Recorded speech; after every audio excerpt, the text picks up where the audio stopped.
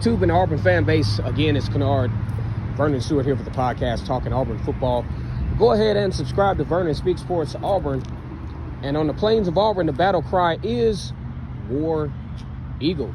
Okay, 8A game is this weekend. Hopefully the weather will, be all right, because it's looking real shaky out here. A lot of storms have swept the south, and hopefully, everyone stays safe. Because, we love football, but people's lives are way more important than football. And two, hopefully there's not too much property damage within this portion of the country. All right, so let's just assume the 8A game does happen. Auburn is in a weird spot.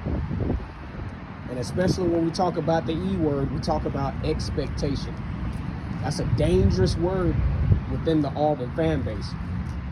I can't tell you guys how many times I actually went into seasons with real expectation.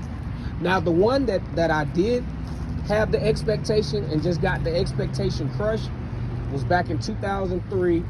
Auburn was hosting USC at home that season, and I was like, hell yeah, we're going to be good this year. We're going to be really, really good this year. Not the case. Shaky. I think Auburn eventually went 9-4 that year.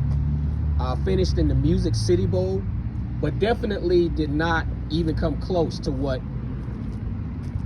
folks thought Auburn would do. Another year where there were some huge expectations. 2014. Hang on. Not 2014. It was 2016. 15. I'm sorry. Sorry for getting the years mixed up. A lot of folks thought Auburn was going to be pretty good. Got Jeremy Johnson. Got Will Muschamp as the defensive coordinator, blah, blah, blah. A lot of folks thought that was going to be a good year. An absolute flop. So what the moral of the story is this. Auburn fans, for many reasons, do not need to come into seasons with expectation. And here's one of the reasons why. Number one, you got the toughest schedule in the country, probably. And we're not making excuses here. We're just being factual. How many people do you know have to play LSU, Texas A&M, Georgia? Then you cross it over with Tennessee or some crazy stuff like Florida every now and then. It's just tough. Number two, most of the teams, including the ones that were kind of below Auburn, they're starting to recruit better. That's why you got to kind of push back on your expectations. These teams are recruiting better now. Where are we at? Number three. Number four, also the upgrades in coaching. I mean, my goodness. You got to coach against Mike Leach, Lane Kiffin, Kirby Smart every year. Nick Saban, we don't even have to talk about that. We already know what it is there. So I think Auburn fans you're going to disappoint yourself every time. I'm not saying you should just, not have any, to say, okay, I'm just going to go into season blind. You can have some level of expectation, but when has your expectation ever came about? Did you expect in 2004 for that Auburn team to go undefeated? No, you didn't. I know you didn't. That season wasn't even on my radar, to be fair. After Dontarius Thomas and Carlos Dansby finished up at Auburn, I did not expect a 13-0 season. Absolutely didn't expect it. I didn't think we would be as good on defense, but they figured it out. One of the best teams in recent Auburn history, I'd say, after you piece it all together. 2010. Now, don't you all get on here lying, not telling the dang truth, and saying that Auburn was going to win a national championship. That Auburn was going to even place in the SEC West. I know you got Cam Newton. I know you got us.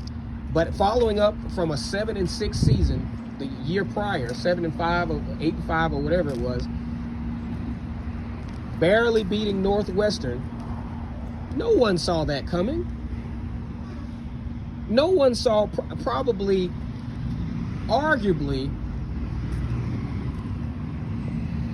on the middle end of position groups. I mean, you got Michael Dyer, who did a great job, Ontario McCaleb, but then you had a wide receiver group that didn't really scare anybody. Defense played atrociously at times, but they figured it out. They got better as the season went on. They started to get to a point where they believed that they were the #1 team in the country. See, that's where the spirit of belief comes in once you get going, and that's what Auburn does to you. The expectation usually starts once you see what you got with Auburn. Just like last year when pretty good game against Penn State, Arkansas beat Arkansas, Ole Miss beat them. Now the expectation starts. So you gotta, with Auburn, you gotta do your expectations honestly after you see what's going on. Yeah, you get into the season and you kind of see what's going on, kind of see the landscape of how things can actually go down the stretch. And then that's when the fans started to get real fired up. I know you guys remember the 2017 season when things were looking a little bit shaky at first. Auburn had lost 2 games and went on that crazy run to end the season. Yeah, you guys remember that. And you also remembered how deflated, as Auburn fans were, Auburn loses to Georgia in the SEC championship game, loses again to UCF in the Peach Bowl. Very deflating losses. And it just kind of creates this schizophrenia among the Auburn fan base to where they really don't know what to expect. They don't know what to do. They see teams that have so much level of predictability, like your Georgias. They kind of know, at Georgia that you can expect to win about 9 to 10 games per year, and that's bad year, good year included. Alabama, you kind of halfway know that you're going to win upwards of about 11 games per year, and you're almost guaranteed to go to a New Year's Six Bowl at worst. You know this. Other fan bases have a level of predictability. Mississippi State, they know for the most part, best case scenario, they'll win about 9 games with a ceiling of about 11.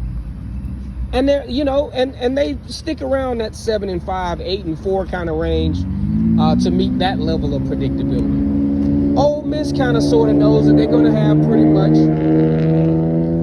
Ole Miss pretty much knows they're going to have the same fate as Mississippi State. They're going to be in that middle tier.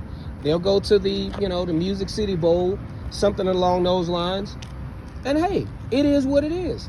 Now, Texas A&M is the one that kind of, and it's really because of proximity conference-wise, in my opinion. They're in a similar situation as Auburn, to where they're kind of not quite, they're there, but they're not quite all the way there, right?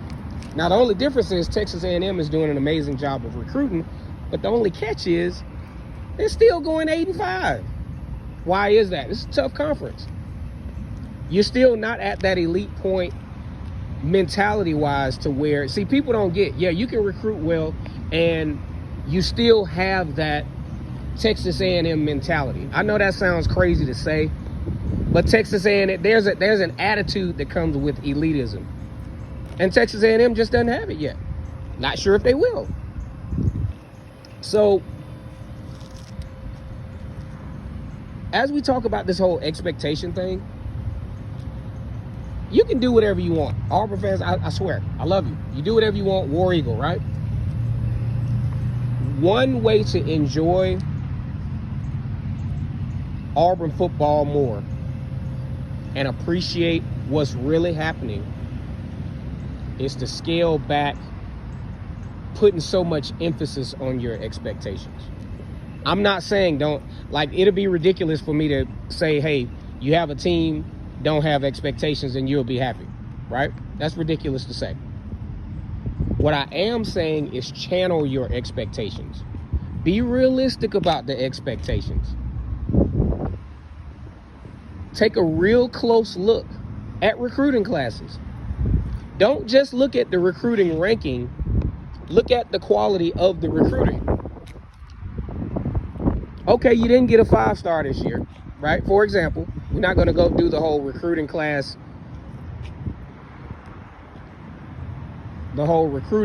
thing today as far as a lecture on how it works.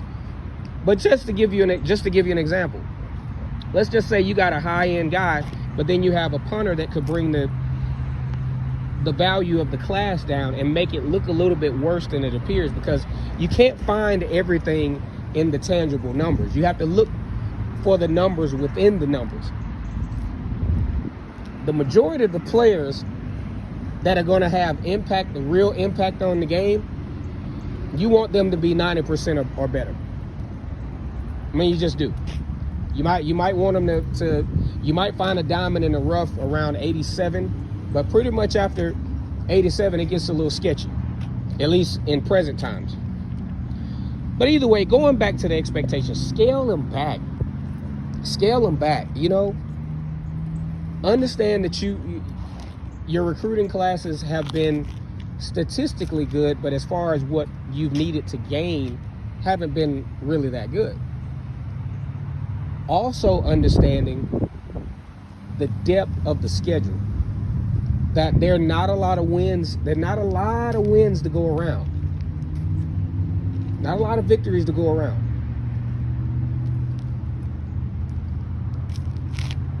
A good rule of thumb for this season, though, is Auburn's got to capture it at the beginning. You got 5 straight home games. You got to take advantage of that. And that's even with the prospect of sneaking in a win against Penn State. If Auburn can figure out a way to maximize the first 5 and at worst come out of that thing 4-1, that gives you a leg to stand on. But you can't come out of the gate screwing this thing up, or else it's going to be real hard for Auburn to be successful. We're going to talk a little bit more about the schedule. Really enjoyed talking to y'all about Auburn football. I was going to do the running back video today, but this was kind of on my mind today, the whole expectation thing. Go ahead and like this video, comment, subscribe to Vernon Speaks Sports Auburn. As always, it's great to be an Auburn Tiger.